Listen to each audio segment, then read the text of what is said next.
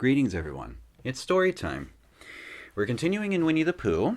We are now in Chapter 8, in which Christopher Robin leads an expedition to the North Pole. One fine day, Pooh had stumped up to the top of the forest to see if his friend Christopher Robin was interested in bears at all. At breakfast that morning, a simple meal of marmalade spread lightly over a honeycomb or two, he had suddenly thought of a new song. It began like this: "Sing ho for the life of a bear." When he had got as far as this, he stretched his head and thought to himself, "That's a very good start for a song, but what about the second line?" He tried singing ho 2 or 3 times, but it didn't seem to help.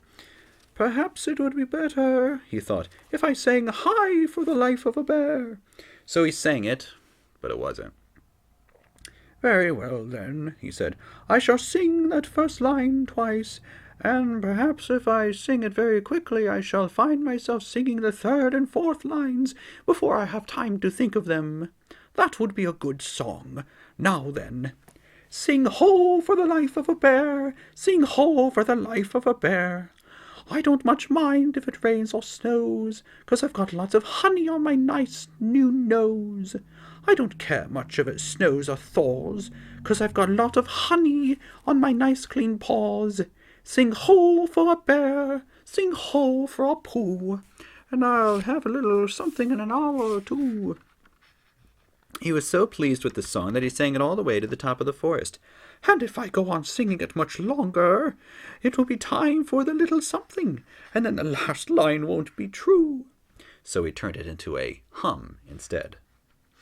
Christopher Robin was sitting outside his door, putting on his big boots. As soon as he saw the big boots, Pooh knew that an adventure was going to happen. And he brushed the honey off his nose with the back of his paw, and spruced himself up as well as he could, as to look ready for anything. "Good morning, Christopher Robin," he called out. "Hello, Pooh Bear. I can't get this boot on." "That's bad," said Pooh. "Do you think you could very kindly lean against me, 'cause I keep pulling so hard that I fall over backwards?" Pooh sat down, dug his feet into the ground, and pushed hard against Christopher Robin's back. And Christopher Robin pushed hard against his, and pulled at his boot until he had got it on. "And that's that. What do we do next?" "We are all going on an expedition," said Christopher Robin, as he got up and brushed himself. "Thank you, Pooh." "Going on an expedition?" said Pooh eagerly. "I don't think I've ever been on one of those. Where are we going on this expedition?" "Expedition, silly old bear. It's got an X in it." "Oh, I know."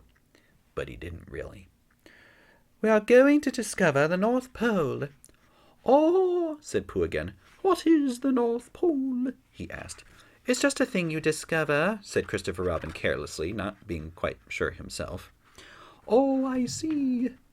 Are bears any good at discovering it?" "Of course they are, and Rabbit and Kanga and all of you. It's an expedition. That's what an expedition means. It's a long line of everybody. You'd better tell the others to get ready while I see if my gun's all right. And we must all bring provisions." "Bring what?" "Things to eat." "Oh," said Pooh happily, "I thought you said provisions. I'll go tell them." And he stumped off. The first person he met was Rabbit. "Hello, Rabbit. Is that you?" "Let's pretend it isn't," said Rabbit, "and we'll see what happens." "I've got a message for you." "I'll give it to him." "We're all going on an expedition with Christopher Robin." What is it when we're on it?" "A boat, a sort of boat, I think," said Pooh. "Oh, that sort." "Yes, and we're going to discover a pole or something. Or was it a mole? Anyway, we're going to discover it." "We are we?" "Yes, and we've got to bring things to eat with us, in case we want to eat them. Now I'm going down to Piglet's. Tell Kanga, will you?" He left Rabbit and hurried down to Piglet's house. The piglet was sitting on the ground at the door of his house, blowing happily at a dandelion, and wondering whether it would be this year, next year, sometime, or never. He had just discovered that it would be never, and was trying to remember what it was, and hoping it wasn't anything nice, when Pooh came up. "Oh, oh, Piglet," said Pooh excitedly. "We're going on an expedition, all of us, with things to eat, to discover something." To discover what?" said Piglet anxiously. "Oh, just something. Nothing fierce." Christopher Robin didn't say about anything fierce. He just said it had an X." "Oh, it isn't in their necks, I mind," said Piglet earnestly. "It's their teeth. But if Christopher Robin is coming, I don't mind." In a little while they were all ready at the top of the forest, and the expedition started. First came Christopher Robin and Rabbit, then Piglet and Pooh, then Kanga with Roo in her pocket, an owl, then Eeyore, and at the end, in a long line, all Rabbit's friends and relations. "I didn't ask them," explained Rabbit carelessly. "They just came. They always do, and they can march at the end after Eeyore." "What I say," said Eeyore, "is that it's unsettling. I didn't want to come on this what Pooh said. I only came to oblige, but here I am, and if I'm at the end of the what we're talking about, then let me be at the end. But if every time I want to sit down for a little rest, I have to brush away half a dozen of Rabbit's smaller friends and relations first, then it isn't an whatever it is, at all. It's simply a confused noise. That's what I say." "I see what Eeyore means," said Owl. "If you ask me—" "I'm not asking anybody. I'm just telling everybody. We can look for the North Pole, or we can play Here We Go Gathering Nuts in May with the end part of an ant's nest. It's all the same to me." There was a shout from the top of the line.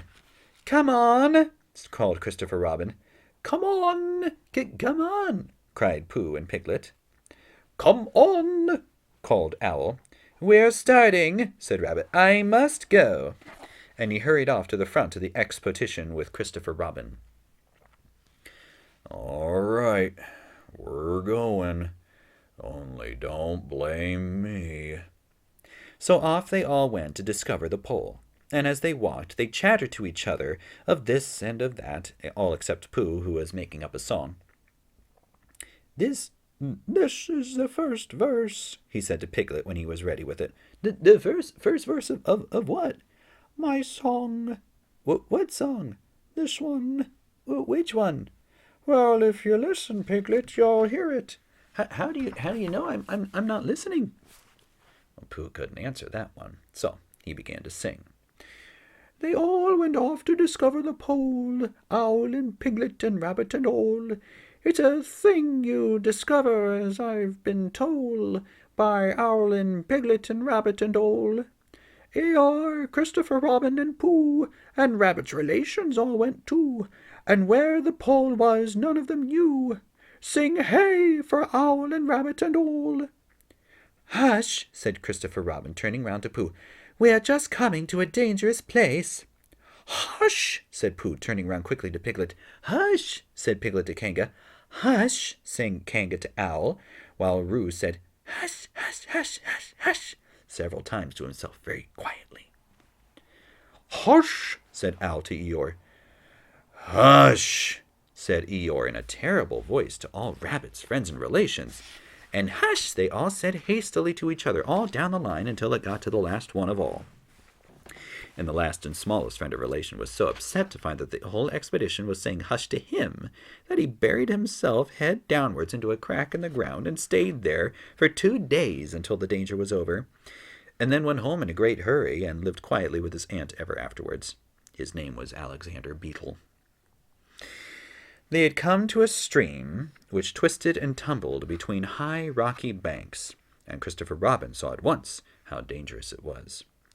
"It's just the place," he explained, "for an ambush."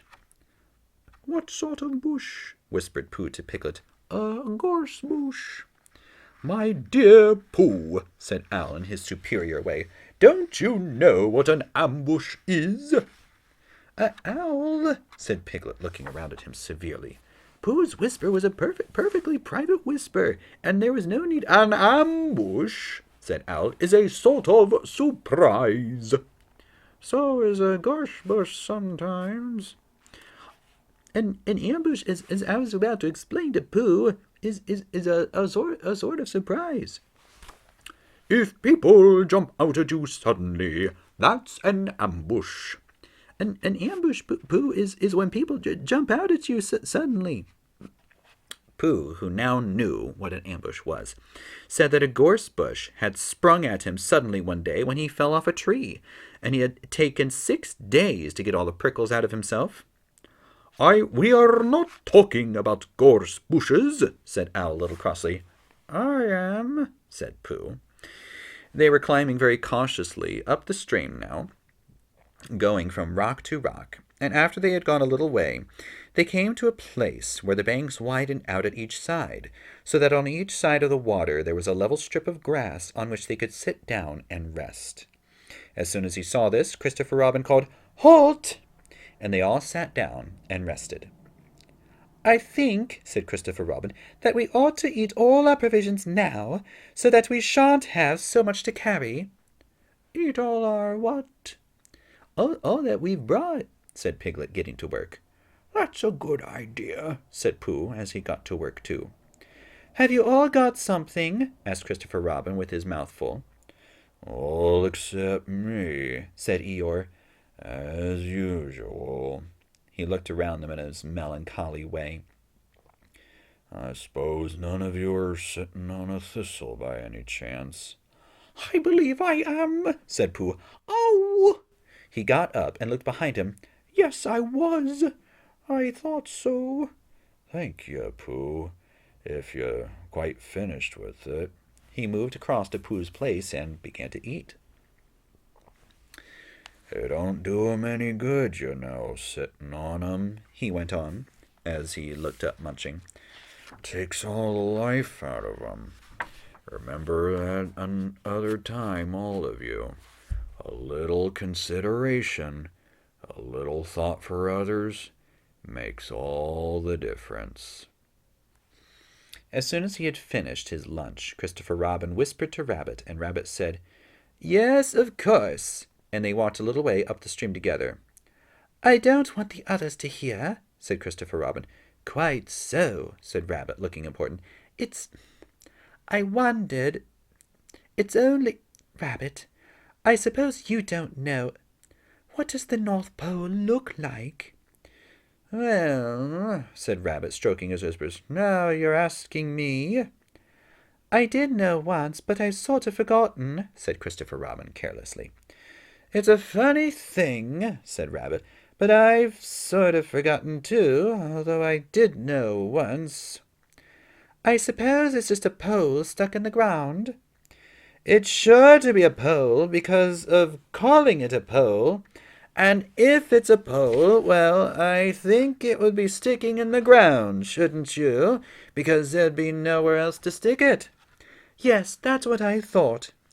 "The only thing is, where is it sticking?" "That's what we're looking for," said Christopher Robin. They went back to the others. Piglet was lying on his back, sleeping peacefully.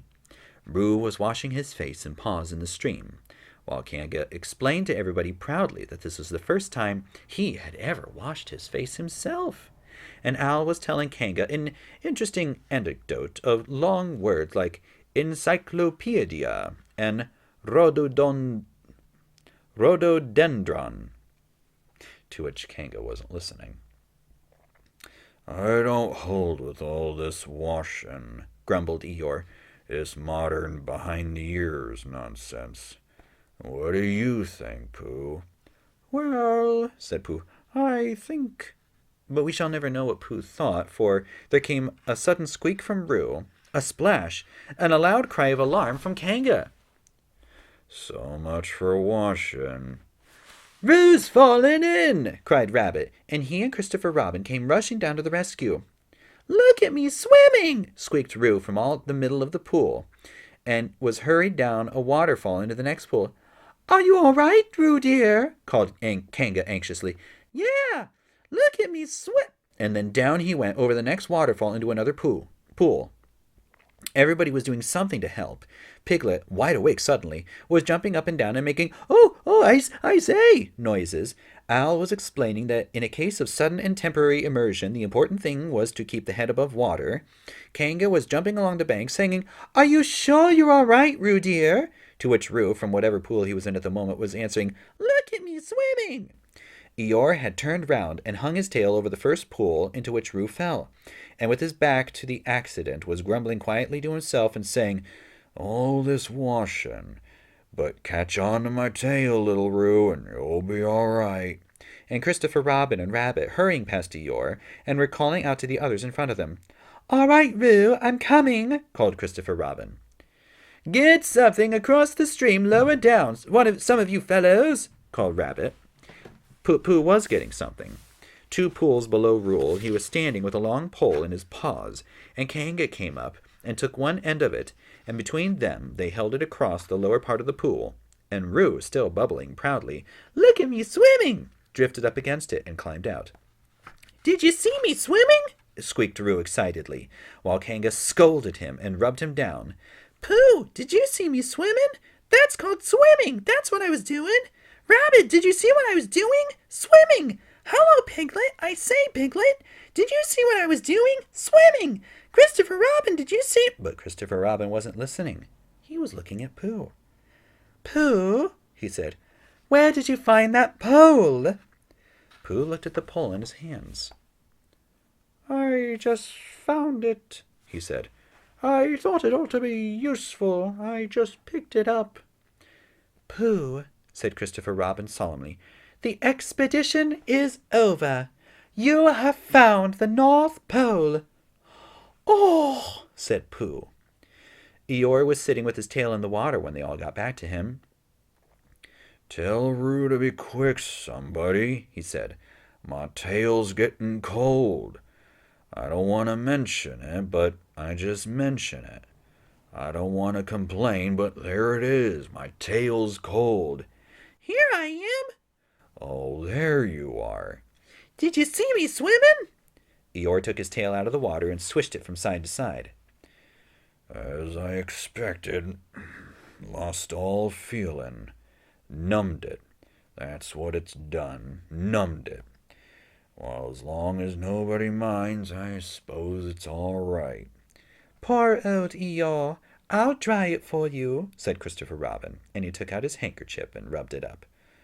"Thank you, Christopher Robin. You're the only one who seems to understand about tails. They don't think. That's what's the matter with some of these others. They've got no imagination. A tail isn't a tail to them. It's just a little bit extra at the back." "Never mind, Eeyore," said Christopher Robin, rubbing his hardest. "Is that better?" "It's feeling more like a tail, perhaps. It belongs again, if you know what I mean." "Hello, Eeyore," said Pooh, coming up to them with his pole. "Hello, Pooh. Thank you for asking, but I shall be able to use it again in a day or two." Use what?" said Pooh. "What we're talking about." "I wasn't talking about anything," said Pooh, looking puzzled. "My mistake again. I thought you were saying how sorry you were about my tail being all numb, and could you do anything to help?" "No," said Pooh. "that wasn't me," he said. He thought for a little and then suggested helpfully, "Perhaps it was someone else." "Well, thank him for me when you see him." Pooh looked anxiously at Christopher Robin. "Pooh's found the North Pole," said Christopher Robin. "Isn't that lovely?" Pooh looked modestly down. "Is that it?" asked Eeyore. "Yes," said Christopher Robin. "Is that what we're looking for?" "Yes," said Pooh. "Oh. Well, anyhow, it didn't rain." They stuck the pole in the ground, and Christopher Robin tied a message onto it. "North Pole, discovered by Pooh. Pooh found it." Then they all went home again, and I think, but I'm not quite sure, that Roo had a hot bath and went straight to bed. But Pooh went back to his own house feeling very proud of what he'd done, and had a little something to revive himself. That was Chapter 8, in which Christopher Robin led an expedition to the North Pole. Thank you very much for listening. I hope you enjoyed it, and we'll see you in the next chapter.